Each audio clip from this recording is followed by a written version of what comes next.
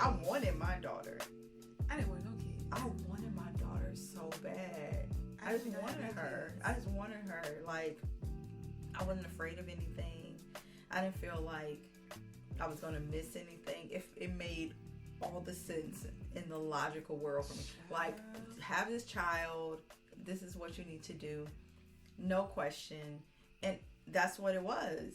Now that I'm older, you know, I see the complexity of it. Yeah. But at the time, I was completely bought into the idea. Like, I want to have this kid.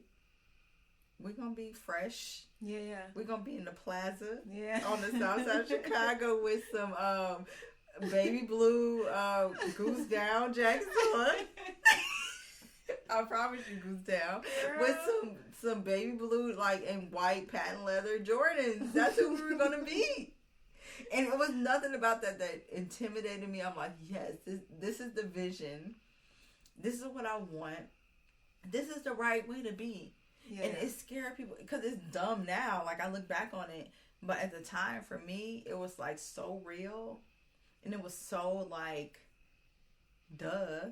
Yeah, it makes sense. Why aren't you falling in line? And here she is, the person she is. Mm-hmm. Now, if I were to come from a perspective that was more logical, then I would feel differently about that experience. But it was like, that came from a completely spiritual space where I knew that we were going to be okay. I knew it. It didn't make sense. I had never worked before. Her dad went to prison. Logically, no. Yeah. We were screwed. But from the inside. But inside, I was like, we good. good. Yeah. Like, why everybody tripping? Yeah. Why is everybody tripping? We're good right now.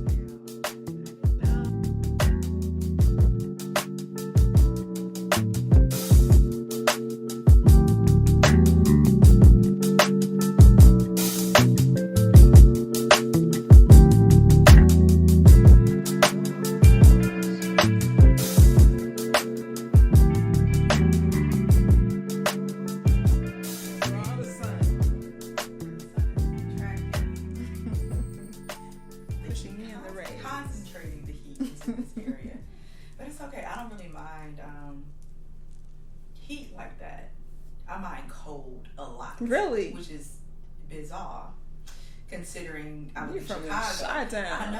I know. For like 30 years of my life, I was in Chicago. Grew up there, born and raised. But when it's cold, you stay inside in the heat mostly. Right. Just like when it's hot here, you kind of stay inside in the air. Mm-hmm. But my body is very sensitive to cold. I'd much rather be a little warm. Well, yeah. I mean, I'm cold. But I'd rather be chill. More chill. I'm like easily chilled. I get cold easily. So that's the difference. Yeah, I don't understand it. It definitely is counterintuitive. Like, it's something that makes... You're a reptile. Yeah. Yeah, I am. And the heat. I'm a fish. I'm a mermaid. Just manifesting on this earth. And it's hot. It's hot here.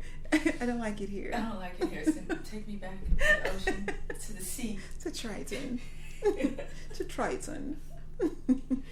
So I ran across this post by, I feel so bad because I don't know how to pronounce her name, but I believe it's Ayami Ajay. Okay. Her Insta is at IYAMI AJE. Okay, so I hope I pronounced it right. I like a lot of her stuff. I follow her on my page, LaToya _MS on IG. Follow me. I follow her and I post a lot of her content because I'm not really doing a lot of writing myself. But you know, I know when something's fire, and I'm like, yes, I'm gonna post this. I'm gonna share it with the people. I'm gonna have to share with her. Yeah, she's really good. I've posted her several times. But she had a post that said, manifesting isn't just about writing petitions and burning candles. It's about checking off goals. The purpose of the petition and candles is to ask for assistance with the work you've done from a higher power. Resonated with me. especially as, first of all, a spiritual person, like a mystical person, but then also as a Capricorn. Because it's only going to go so far with me in terms of like magical, what people might term magical thinking, because I have those really earthy, grounded roots as a Capricorn. Now my moon is in Pisces, so it opens me up. It just opens me up to possibility, and kind of loosens that firm ground of the Capricorn. So that balances it out. But then I also have my Leo rising. I'm just saying that just to balance it all out. Oh, girl, you got a whole oasis. I do. I have all the elements. I have all the things. So that resonates with me because I am, as much as I joke about, my bandwidth, I'm lazy, this, that, and the other, I joke about it. Like I know, I'm always doing something. And I'm always doing something that's like hard work. Yeah. Like I'm studying. Very focused. Yes, very focused, learning new skills, or just practicing skills that I've already acquired, like improving on them, teaching people, learning from people. Like my day is full of very high intellectual stimulation. Right. So I am a person who sets goals and believes in hard work and determination and all of those like blue collar city type ideas about making it in the world. Right. I'm from the Midwest. I'm from Chicago. So that's my roots. That's why I'm grounded in. My husband's from Iowa. You Midwest. So we have those roots that are grounded there. But the Pisces side of me, or the mystical side of me, also believes in the path of least resistance, and when something is meant to work out for you, it will. All of those things. But what I've never thought was like, let me just sit here and let this thing come to me. And that's where people get confused with the manifesting piece. I've always understood, even as a spiritual person, that there's a certain amount of work that I need to put in order to achieve or accomplish certain goals. And if I don't put in that work, there's a possibility that I'll miss that opportunity, or miss that lesson, or miss that learning moment if I'm not doing the work. So it's no skipping steps for me. Ain't no just writing something down and just walking away from it. I'm a really diligent, hard worker, follow the process, step 1, step 2, step 3. Yeah. And I'll follow it through all the way to the end. And then if it doesn't work out, I'm like, well, it just wasn't meant to be. So that's when this thing's is wrong. Yeah, it's like, well, I've worked on this for 2 years. And I've done all that I can do. It must not be meant to be. So then I can drop it. But I have to have that hard work on the front end. I definitely agree. You're a very focused and determined, like, make sure all bases are covered type person. A plan, like you have a plan set out, and you have that plan, schematically thought out to the point where a fire sign will look at it and be like, no, it's too many damn steps. Too many steps. Okay, what's the end goal? And how many meaningful steps can I take? And meaningful means is getting to the top of this mountain. So put on your backpack and let's go.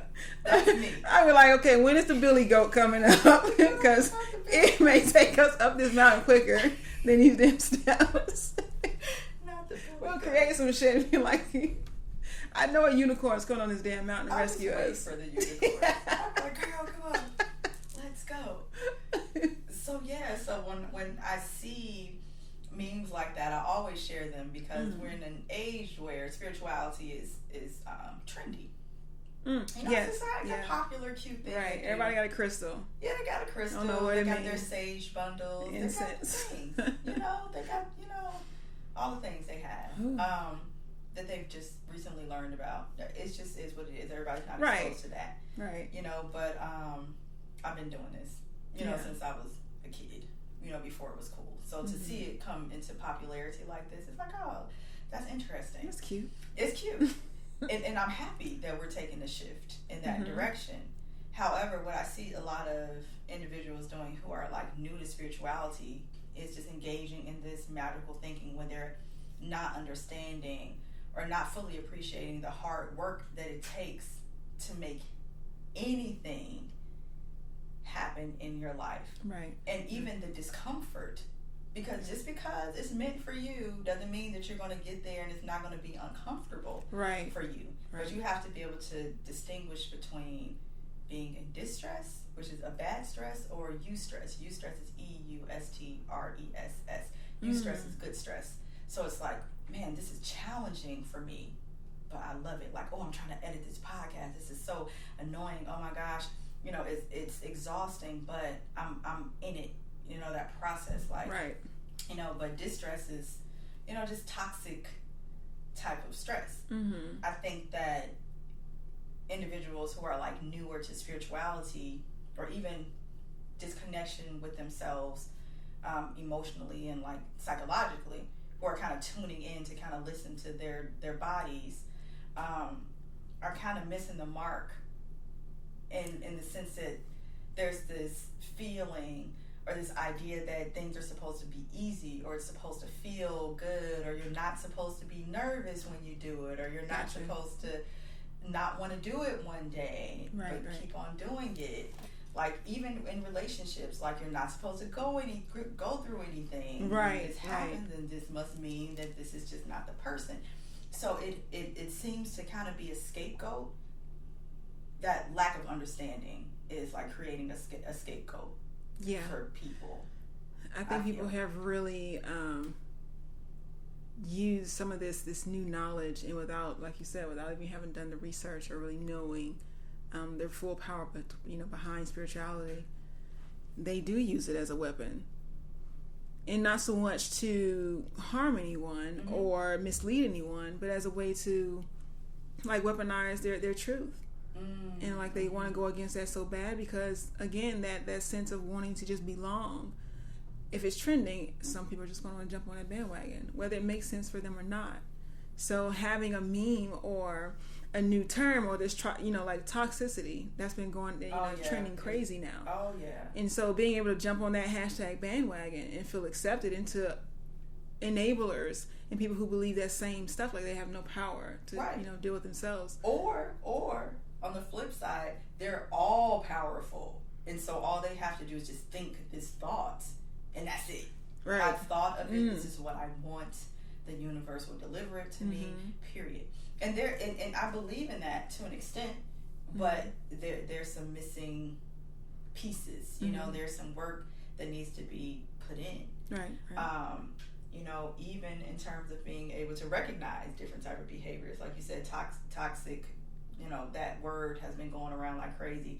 Narcissist was going around like crazy. Empath. Yeah, so it's just like people feel like, oh, I'm just going to identify you as that, and I'm just going to move on with my life. I don't have to do work within myself. You're a narcissist. Wow. That's why this relationship didn't work. So I'm not going to, this is a reason for me not to fix myself. Right. Because what could possibly be wrong with me when I've just been abused by a narcissist? Right.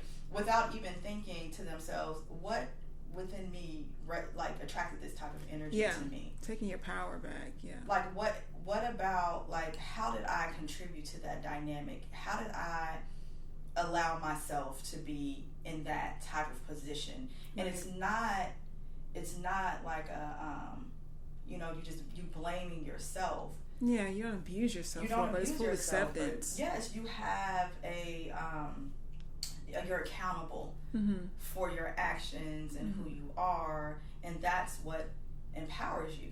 But there is this like passive spirituality where people one thing they don't feel like they have to work for it, be it physical or relational, and it drives me nuts. Agreed. I get so easily annoyed when I see the niggas ain't shit tour running amok on social media every day, all day.